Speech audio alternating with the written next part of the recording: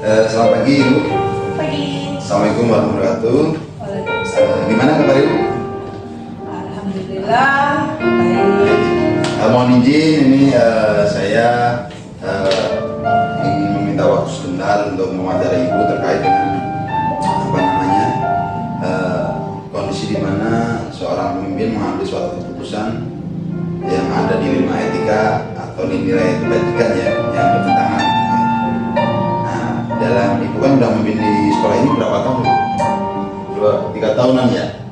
Udah ada ya? Iya. Iya kali ya. Terus ini saat ini keputusan dalam situasi yang penuh dengan dilema etika atau nilai-nilai kebajikan yang saling bertentangan semakin sering terjadi dalam kehidupan sehari-hari, terutama di lingkungan pendidikan, termasuk Ibu dalam menjadi seorang pemimpin ya. Nah, bagaimana seorang kepala sekolah mengambil keputusan dalam situasi semacam itu bisa menjadi sangat penting ya kan? Karena dapat mempengaruhi kehidupan siswa, guru maupun sekolah. Nah, beberapa pertanyaan terkait dengan pengambilan keputusan yang mau saya ajukan kepada Ibu terkait pengambilan keputusan di kegiatan di pembelajaran atau di kegiatan sekolah Ibu. Yang pertama ini Bu, mau saya tanyakan terkait tadi dilema etika atau dilema moral ya Bu. Yang pertama adalah selama ini bagaimana Anda dapat mengidentifikasi kasus-kasus yang merupakan dilema etika atau rujukan moral? Kalau saya berpatokan pada nilai-nilai luhur yang ada di lingkungan masyarakat saat di sini dan juga nilai-nilai luhur yang ada tercermin dalam Pancasila. Profil itu ya, Ya. Pancasila ya. Ya, seperti itu. Yang kalau kita lihat tidak bertentangan dengan norma etika yang ada di Di Indonesia. Indonesia ya, secara sudah seperti itu ya Bu. Ya karena mungkin di daerah sini juga ada karakter budaya yang berbeda-beda juga, beragam juga itu ya Bu. Betul. Nah, selama ini bagaimana Anda menjalankan pengambilan keputusan di sekolah Anda, terutama untuk kasus-kasus di mana ada dua kepentingan yang sama-sama besar atau sama-sama mengandung nilai kebajikan. Misal ada Ibu, ada apa pengalaman di antara dua pilihan yang sama-sama penting juga, gimana teknik pengambilan keputusan Ibu seperti itu? Saya akan menelaah dulu. Menelaah hal yang pertama dan hal yang kedua. Pertama ya, Lalu saya cari cari ya. mana yang terbaik, yang tidak bertentangan dengan kepentingan peserta didik saya. Oke. Itu yang akan saya ambil. Jadi intinya yang terkait dengan imbas atau yang tidak bertentangan dengan peserta didik itu ya yang utamanya ya. Betul. Oke. Berikutnya langkah-langkah mungkin atau prosedur apa yang bisa Anda lakukan selama ini? Jadi mungkin ketika tadi mengambil contoh misal ini ada keputusan memilih antara perusahaan mau belok kanan atau belok kiri, semisal gitulah ya Bu ya. Jadi langkah-langkahnya tadi prosedurnya seperti apa yang lebih konkret itu? Kalau untuk belok kanan belok kiri saya tepat. Bukan yang kayak sedang kebijakan itu loh Bu. Contoh kayak semisal contoh ada kasus anak ya kan, anak di mana katakanlah dia kan baru-baru ini udah kejadian itu ya. Itu kan yang ngambil keputusan juga kayak si yang kelas 6 itu kan yang melakukan pelanggaran itu kan. Nah, itu kan juga dilema etika juga tuh ketika kita ada pelanggaran apa namanya dia sering habis itu sering susah ini kan susah apa jarang berangkat juga. Mau kita keluarin juga udah kelas 6 sebentar lagi itu kan juga sama terkait dilema etika kan. Iya betul. Nah, kalau hal seperti itu contohnya seperti yang dialami oleh anak kelas 6 yang sekarang ini, kembali lagi saya tidak ingin peserta didik saya putus sekolah, saya tidak ingin peserta didik saya ada yang dalam tanda kutip masa depannya tidak ada. Oleh karena itu kita akan support anak tersebut, bagaimanapun caranya kita support, asal sekali lagi tidak melanggar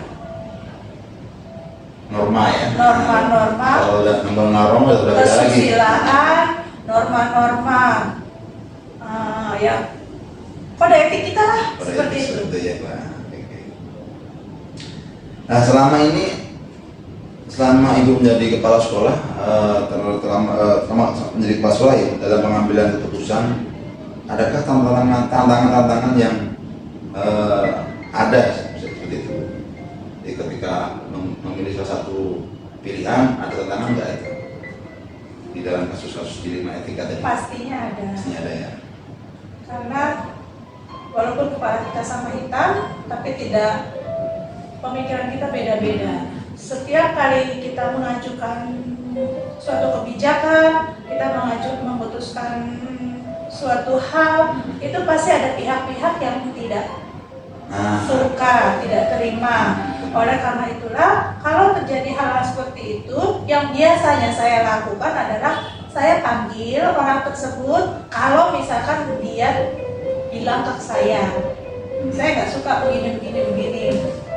Tapi kita juga kan bisa melihat, gestur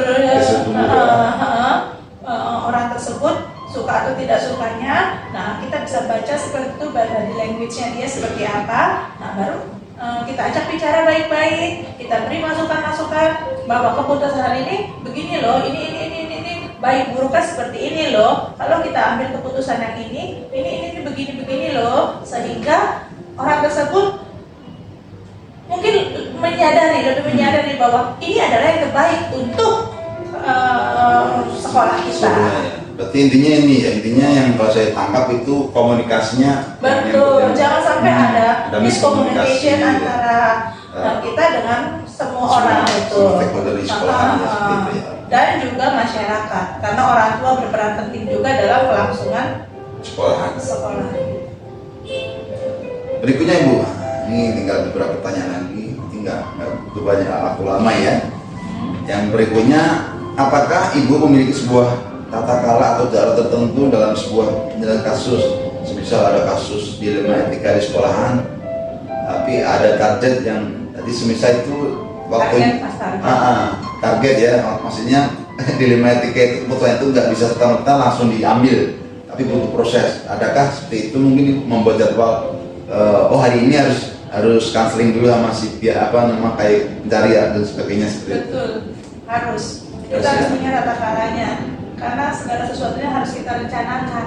Tidak bisa langsung diambil. Tidak bisa, harus terstruktur. Jadi kalau misalnya kita nggak bisa sampai tujuan. Gitu. Jadi harus ada cari konsekuensi. Ntar apa yang kita ambil itu nanti berimbas atau enggak. Iya, gitu ya. betul. Efeknya seperti apa kita harus pertimbangkan juga, dan kita masukkan ke dalam schedule tadi ya, untuk penanganan kasus tadi ya Mbak. Nah, selama ini yang faktor-faktor apa saja yang mempermudah Ibu dalam mengambil suatu keputusan? Jadi mungkin kan keputusan banyak itu.